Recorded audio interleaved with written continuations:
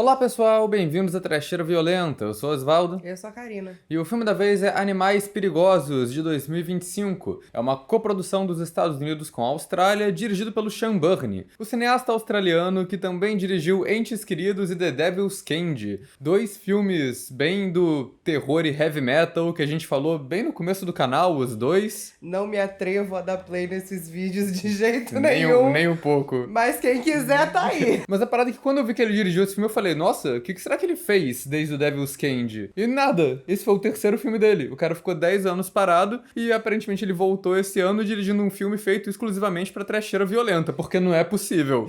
Primeiro que eu acho que a gente tem que frisar aqui que o cara conseguiu acertar 3 vezes. Acho que eu fui a única pessoa que foi assistir com a expectativa lá em cima e me surpreendi. Me diverti horrores, achei tudo. E como eu não terminei essa introdução ainda, Animais Perigosos estrela Hesse Harrison e o Jai Courtney, que a gente vai lembrar dele aqui na trecheira mais como o Capitão Boomerang dos filmes do Esquadrão Suicida. Animais Perigosos está sendo vendido por aí como um filme de tubarão, mas na real a gente precisa esclarecer aqui pro nosso público que esse é um filme que é mais um filme de psicopata do que um filme de tubarão. Essencialmente, na real, é um filme de cativeiro. Filme de mulher presa num barco com um psicopata. Esse psicopata quer jogar ela pro tubarão enquanto ele filma, o que não acho que seja spoiler, isso provavelmente está no trailer. O que pra uma pessoa normal, talvez isso seja uma trama bem original. Pra quem é fã de terror, vai virar pra esse filme e falar, olha lá, é a trama de Terror na Água 3D. Apesar de que tem algumas diferenças, eu acho que Terror na Água 3D é um filme mais confuso, que tem lance de conspiração da cidade, reviravoltas, personagens do DLC, tubarões inseridos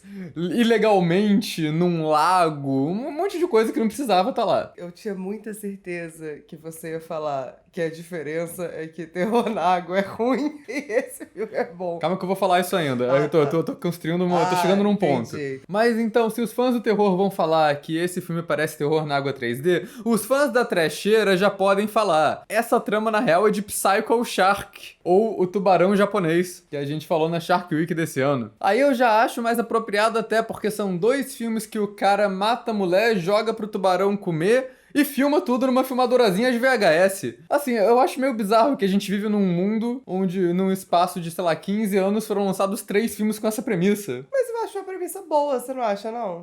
A premissa é boa e eles demoraram 15 anos pra acertar, né? Mas acertaram. Ah, você achou que o Psycho Shark não acertou? Mas é aquilo, né? Acho meio desnecessário a gente começar nessa introdução falando que Animais Perigosos é melhor que Terror na Água 3D e muito melhor que Psycho Shark. Isso eu acho que qualquer filme é.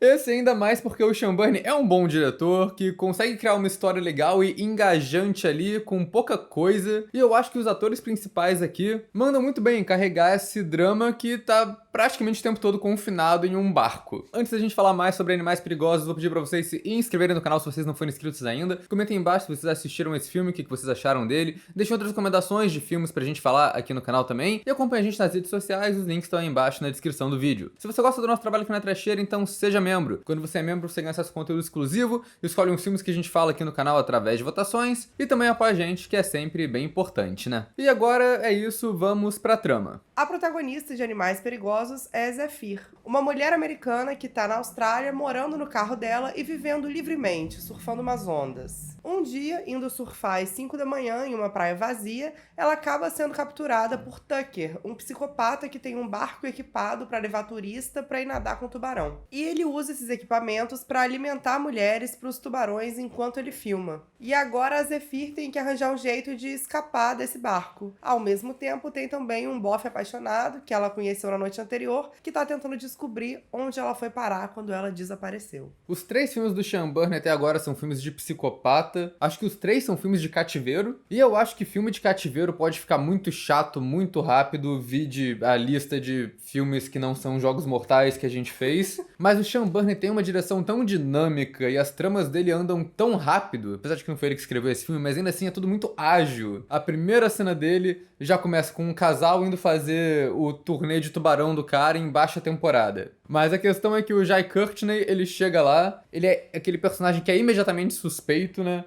Você nunca entre no barco de um cara que vira pra você e fala: mas ninguém sabe que vocês estão aqui, né? A pessoa que fala isso, ela tá obviamente mal intencionada. Quando alguém fala, pô, ninguém sabe que vocês estão aqui, né? Você fala, pô, postei aqui, acabei de postar o logo do teu negócio de tubarão aqui pros meus seguidores. Falei, mandei mensagem pra todo mundo sabe que eu tô aqui. Vou recomendar pra todo mundo. Tá fazendo uma live. É. Aí, galera, aqui, ó, esse cara aqui do barco do Zé aqui. Mas a questão dessa cena inicial é que ela é uma grande piada com filmes de tubarão conceito recentes, essas coisas tipo Medo Profundo. A cena toda vai construindo essa tensão, um pouquinho com o personagem do Tucker, mas é mais com a situação de nadar com o tubarão. A garota tá muito nervosa de entrar na jaula e de ficar lá embaixo, realmente a direção aproveita esse ambiente do mar cheio de tubarão. Essa cena é muito boa. E a parada da piada é que você espera que vai dar alguma merda. Igual, sei lá, Medo Profundo, que é porque elas vão num barco todo zoado, aí o barco quebra, dá defeito. Você acha que vai ser alguma coisa assim, mas eles nadando com o tubarão dá tudo certo. Quando eles voltam pro barco, que o filme mostra pra gente que o perigo é o Jai Courtney, porque ele esfaqueia o maluco. Sem cerimônia nenhuma. Sim, é muito repentinamente. E a cena foi toda uma grande piada com as expectativas, que o tubarão não era o problema era o cara que tava no barco. Eu gostei bastante do personagem do vilão, eu gostei de vários aspectos dele. Eu gosto que a história dele é dita, mas não de um jeito muito explícito.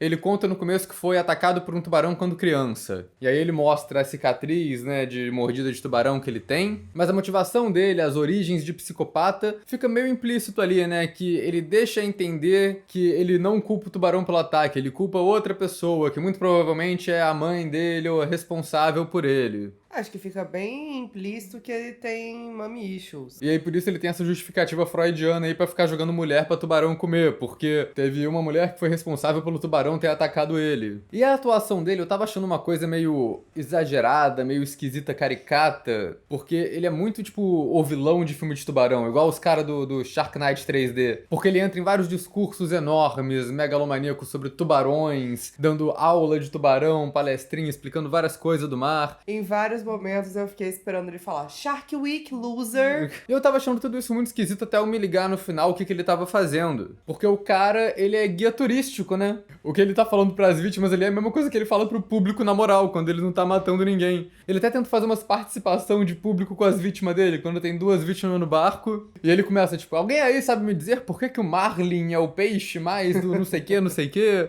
A gente vê um pouco dessa coisa de guia no começo, né? Quando ele tem a ceninha com o casal lá, fazendo uma meditação pra acalmar, cantando Baby Shark. E eu acho que isso funciona bem pra caracterizar o personagem. Ele acaba tendo essa vibe de guia turístico felizão, assim, o filme todo, mesmo quando ele tá matando gente. Não, e o cara que tem esse... que chega a ser quase um fetiche, né? Jogar as mulheres pra tubarão comer. Tem uma obsessão por tubarão. Isso é normal. Assim, não que... Você entendeu o que eu quis dizer. É coerente. E o Jai Courtney manda bem nisso e também nos momentos de surto, que ele tá meio nível Nicolas Cage nesse filme. Tem toda uma cena que é ele dançando um glam metal aleatório, bêbado, de cueca, com uma garrafa de vinho, e uma dança muito exagerada, parece o grande Milo do Morbius dançando. A gente citando só filme bom hoje aqui, né? Pois é, tem uns momentos muito engraçados e absurdos, assim, de surto do cara. E acho que ele tem um visual marcante também ali, não só dele, mas de todo o negócio dele, que o barco dele e a caminhonete tem a mesma cor laranja, meio vibrante, com o logo ali do tubarão. É um visual que é muito chamativo, muito distinto ali, que acaba sendo relevante para a investigação que o menino tá fazendo. E daí a gente tem os protagonistas, né? Tem a Zephyr, que é a protagonista surfista, que tem aquela caracterização bem clássica de menina rebelde, é apresentada roubando um pote de sorvete, mas tem aquela coisa que me irrita de filme de terror, que é quando o cara começa a perguntar pra ela, mas por que você gosta de surf? E ela começa a falar aqueles, porque surf é a liberdade, eu não tenho lugar na terra, então eu vou pro mar, me faz fugir dos meus problemas. Eu falei, cara, de novo, por que todo filme de terror gosta de colocar o interesse da pessoa relacionado a trauma, sabe? Por que você gosta do surf? Porque eu gosto, porra. Porque é legal. Porque surfar é maneiro. Daí tem a subtrama de romance, que eu acho bem feita. Acho que é um casal bonitinho, que a gente torce pra eles ficarem juntos. É porque não é cafona, né? É bonitinho, é uma galera que tem química, eles serem bonitos acho que ajuda também. E eu acho legal que tem isso, né? Que o cara, ele inicialmente parece ser um cara engravatado, esquisito, que tá chantageando a surfista pra ela ajudar ele. Ela acha que ele é mormon, eu achei isso muito engraçado. É, sim. Mas aí ela vê a prancha de surf no carro dele, eles começam a conversar sobre surf e ficam amigos. E é como eu disse, o roteiro desse filme não é do Sean Burney, o que talvez justifique a falta de personagens metaleiros. Aí ele botou um glam metal, pelo menos, né? Pro cara dançar. Aí ficou igual a caracterização do Donald Logue no Shark Knight 3D. Cara, eu achei eles até fisicamente meio parecidos. É. Mas mesmo não tendo personagem metaleiro, ainda tem muito papo de música no filme, porque uma das coisas que os personagens do romance têm em comum é que eles gostam de Creedence Clearwater Revival. E eles ficam comentando diálogos muito tarantinescos, assim, sobre o significado das músicas do Creedence. A trama de verdade acontece quando Tucker sequestra Zephyr, que é uma cena bem tensa também. E acho que todas as cenas de ataque desse filme são bem demoradas, assim. Ele não dá uma paulada na cabeça dela, ela acorda na próxima cena. É uma parada que demora, ele estrangulando a garota pra ela desmaiar. É uma parada tensa. E daí o filme vira filme de cativeiro, né? Como eu disse. Tem as duas mulheres presas no barco do cara e é uma situação bem desesperadora, porque no momento que ela acorda no barco, a gente tem esse plano geral que vai aumentando, mostrando o barco no meio do mar com nada ao redor. Então ela pode gritar à vontade, não vai chegar ninguém pra ajudar, porque eles estão praticamente isolados do mundo. Daí a trama do filme segue essa coisa de filme de cativeiro, né? Que é a trama de tentativa e erro. Os planos da Zephyr pra escapar e o Tucker frustrando esses planos. Cara, isso se torna muito mais interessante porque, justamente, você falou, o filme tem um ritmo muito frenético. Então chega até um tom cômico ali, no tanto de tentativa e tudo dando errado. No final eu já tava cansada fisicamente, assim, eu falo, mulher, pelo amor de Deus. Às vezes a gente só melhor desistir mesmo, sabe? E ao mesmo tempo ela vai descobrindo um pouco sobre o Tucker, a gente vai vendo não muito sobre ele, mas a gente vai entendendo que ele já faz isso há muito tempo, que ele já é um assassino em série há anos, já que ela vai descobrindo as assinaturas das mulheres apagadas na parede do cativeiro. A gente vê o armário do Jai Courtney lá com as fitas e os cabelos de assassinatos anteriores e tem muita fita que ele gravou. Então a trama vai sempre tendo alguma evolução ali. Eventualmente, quando ele joga a galera pra tubarão, a gente vê tubarões no filme, né? São efeitos bons. Acho que a cena principal que aparece mais tubarão é a cena da jaula no começo mesmo, que tem vários tipos de tubarão diferentes aparecendo ali. Isso é uma coisa que eu acho que merece destaque, porque normalmente filmes de tubarão foca só em tubarão branco. E aqui não, eles usaram várias espécies de tubarão em várias cenas diferentes e eu achei isso ótimo. Igual Shark Knight 3D. Mas mais do que tubarão, eu acho que a direção do Sean Burney também aproveita bem o terror do oceano no geral, a questão da talassofobia mesmo. A primeira cena da jaula dos tubarões, ela tem uma direção muito doida, que ela tem planos vistos de baixo e meio que de longe também, mas dentro da água, da jaula com o barco ali, pra gente ter uma noção dessa imensidão azul. E tem outras cenas muito tensas também que aproveitam mais a ambientação do mar aberto de noite, por exemplo, do que tubarão em si. Às vezes um pouco das duas, né? Tem uma cena que é a Zephyr debaixo da água escura vendo um vulto se aproximando lá da casa do cacete, que é um tubarão vindo pegar ela. Só que a gente não consegue ver direito o que é, porque ela tá nessa imensidão escura de água. Por ele ser um filme de cativeiro, eu acho que muita coisa deve estar no trailer, ele é meio que só essa premissa o filme inteiro. Mas ainda assim a gente vai entrar numa spoiler zone agora pra falar mais sobre o final, sobre o que acontece. You've just crossed over into the spoiler zone. Uma coisa que eu acho que ajuda no ritmo desse filme também é que o Sean Burney constrói bem o suspense e o Jai Courtney, ele nunca faz o que você acha que ele vai fazer. Ele tem essa estética meio cafona ali do personagem de ficar se comparando com o tubarão. Ah, eu sou o predador, eu sou o fodelão. E aí tem uma cena que a protagonista dá um maior discurso falando como ele é um merda, num passo de um psicopata tarado, uma parada assim. A cena parece muito que ele vai estourar com ela, mas ele meio que não faz nada, ele só vai embora do quarto e deixa ela lá. Enquanto em outras cenas, quando a protagonista tá no meio de um plano pra fugir, tentando abrir as algemas, ou até quando ela tá tentando deslocar o próprio dedo pra tirar da algema, ele aparece sem avisar no quarto. Então o filme tá sempre meio que quebrando a nossa expectativa ali. E eu acho que essa trama de cativeiro também nunca fica chata, porque a dinâmica tá sempre mudando, né? No começo é a Zephyr mais a outra menina britânica, e elas duas têm uma dinâmica diferente, que a Zephyr é mais ousada, mais sagaz, a menina britânica é mais ingênua. Depois a gente tem a Zephyr sozinha, lutando contra o cara. Depois o outro menino é capturado também, aí vira outra dinâmica no barco ali. Então mesmo sendo uma trama bem contida, ela meio que tá sempre em movimento ali, sempre mudando. E não é um filme com muita morte também, ele não é tão exagerado nesse aspecto. A gente vê o Jai Courtney alimentando uma garota lá, a menina britânica, pros tubarões, porque a gente tem que entender como é que ele opera, né? E aí essa cena é bem intensa também. E é uma parada que nem mostra muito tubarão, que a câmera fica em cima da água o tempo todo, a gente só vê a garota se movendo e o sangue aparecendo ali. É praticamente o ponto de vista da galera que tá no barco assistindo, né? Do que ele tá filmando ali. Mas ainda assim tem os efeitos legais, que a gente vê um resultado disso depois, que a gente vê, tipo, a perna da garota saindo ali, parte de cima, assim, na cabeça flutuando, toda comida. Um efeito muito bom, inclusive. Mas da forma que a narrativa é construída ali, também não dá pra enfiar muita morte. É um filme de cativeiro, afinal de contas, né? Sim. Só se ele fosse se apoiar em muito flashback, mas fazer efeito de tubarão é caro, né? Então também não cabe. Ia ser um monte de morte igual também, né? É. Mas eles são espertos, eles fazem pouco, mas as poucas cenas são muito bem feitas. E outra coisa que eu gosto dessa trama também, que aí tem todas as tentativas de fuga da Zephyr, é que o Jai Courtney, ele não é um vilão implacável, invencível de filme de terror. Ele toma porrada, ele quase morre ao longo do filme, a Zephyr consegue nocautear ele algumas vezes com umas armas aleatórias, do tipo, ela quebra um pedaço do balde pra galera cagar que tá no cativeiro e ataca o cara. Cara, ontem eu me cortei com Dorflex, cara.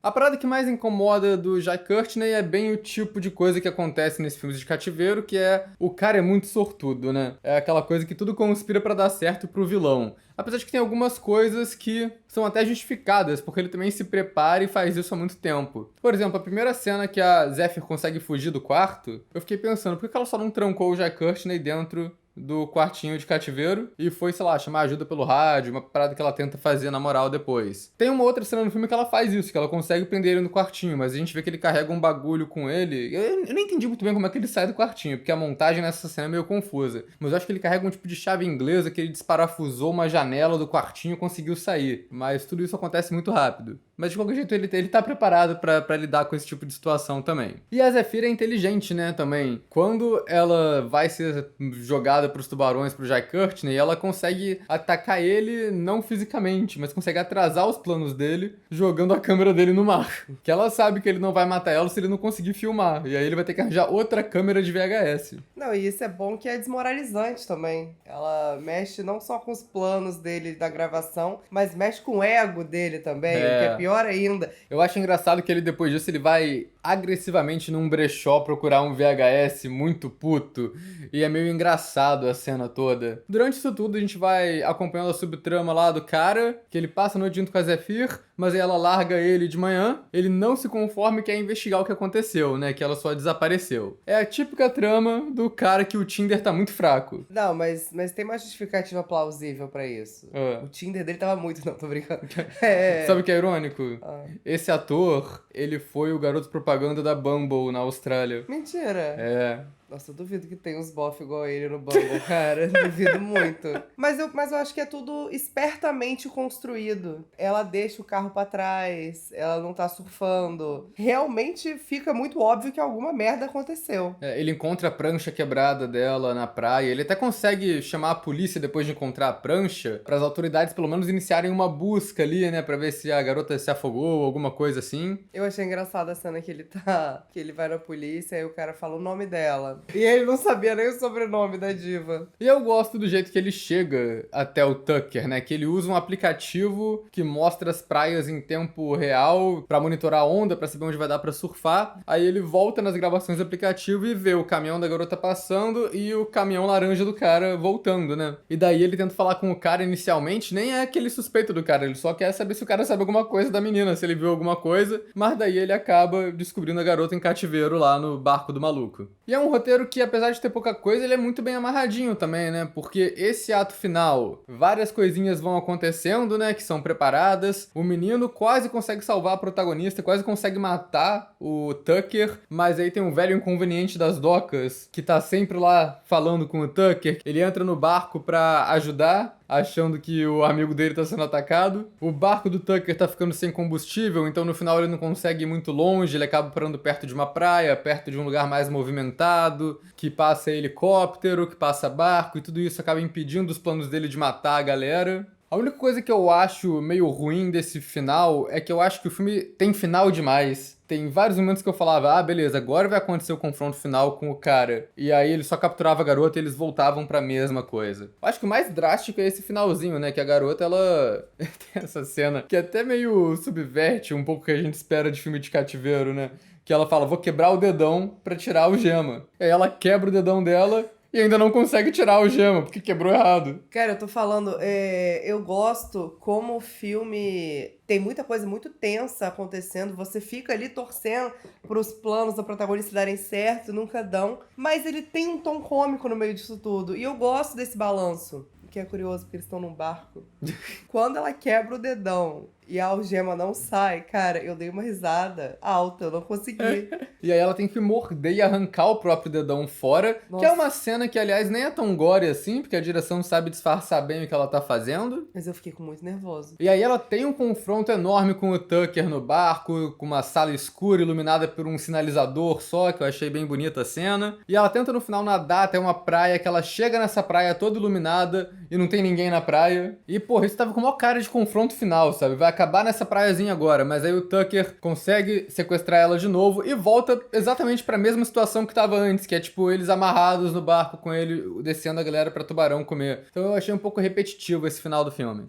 Não me importei não, eu gostei. Eu tava levando na comédia. Quando ele coloca ela no barquinho de novo, eu falei, minha filha, que isso? Mas acho que o problema pra mim é que tem essas duas cenas dele colocando a galera pra ser comida por tubarão, que no meio tem essa tentativa de fuga enorme dela, que não dá em nada, e aí eu só fiquei sentindo que essa parte toda da fuga dela comendo o dedo foi um grande filler. Trouxe entretenimento pra gente. Mas sei lá, pra mim eu penso muito numa estrutura de roteiro do tipo, ok, o que essa cena vai conseguir agora pro personagem? Tem uma boa parte desse filme que não consegue nada, que os personagens continuam na mesma situação ali. Mas pelo menos o fato de não terminar na praia faz o final melhor do filme, que é o final com o tubarão branco enorme. Cara, eu falei, não é possível que na Austrália eles não vão meter um tubarão branco ali. E felizmente eles guardam o tubarão branco pro final, numa cena incrível, os efeitos muito bons. Sim. E eu acho legal que a presença desse tubarão branco enorme meio que avacalha os planos do Jai Courtney também, né? Porque ele ficou obcecado. Ele fala, pô, essa garota lutou muito, eu quero que esse tubarão específico coma ela. E aí ele tá tentando afastar os outros tubarão touro lá da menina. Nisso ele perde o bastão que ele tá usando e a garota consegue usar o bastão pra se soltar. Então essa obsessão do Jai Courtney, ele podia ter vencido vários momentos no filme, mas a obsessão dele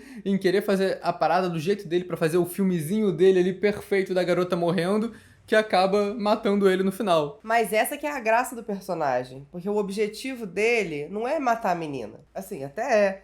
Mas não entendi Animais Perigosos. O objetivo é fazer o espetáculo ali, é fazer o show. Daí ela consegue escapar, subir no barco de novo e pegar a arma de arpão do Jai Courtney, que já tinha sido estabelecida, atirar nele. Quando o tubarão branco gigante apareceu, eu falei, não existe a possibilidade Do tubarão não comer o cara. do tubarão não comer o cara. E, cara, pra mim foi uma das melhores cenas de ataque de tubarão digitais, assim, de efeito. Eu acho que é junto com as cenas do fundo do mar, assim, que é uma computação gráfica do tubarão comendo o maluco, arrancando um pedaço do cara. Um efeito muito foda, um final muito bom também.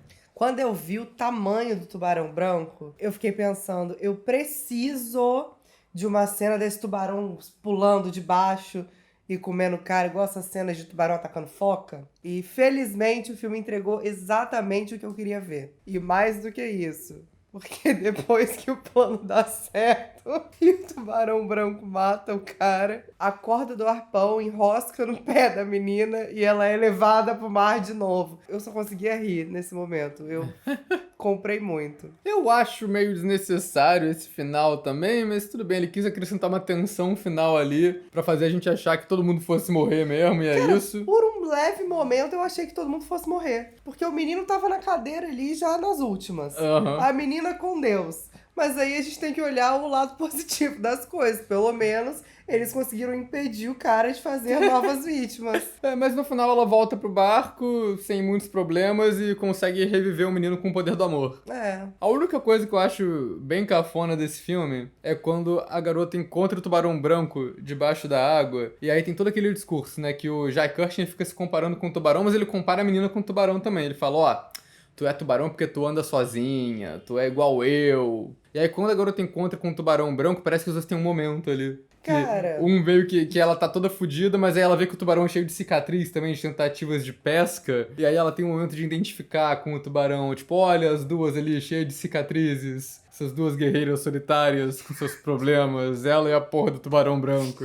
A gente vai voltar na seara da obsessão do tubarão aqui. Eu não assisto só filme de tubarão. Eu assisto também documentário.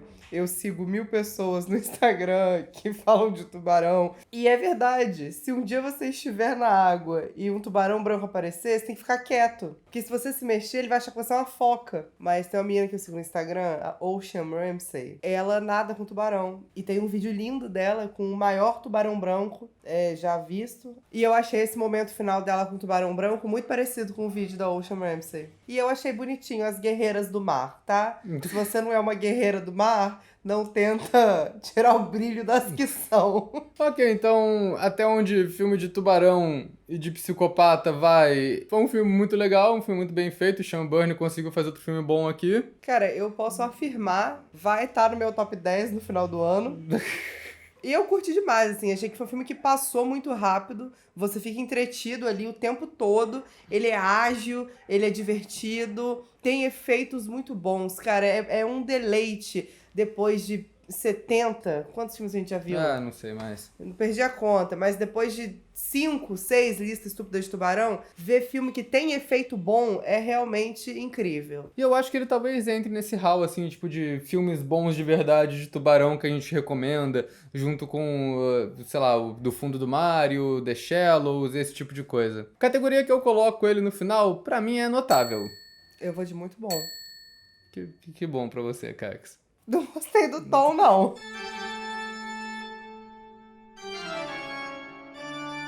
Cara, às vezes você se olha no espelho e aí você se pergunta, será que eu queria ser referência em filme de tubarão? Às vezes a resposta é sim, às vezes a resposta... Ah, é sim, vai. Eu acho maneiro. Eu acho legal.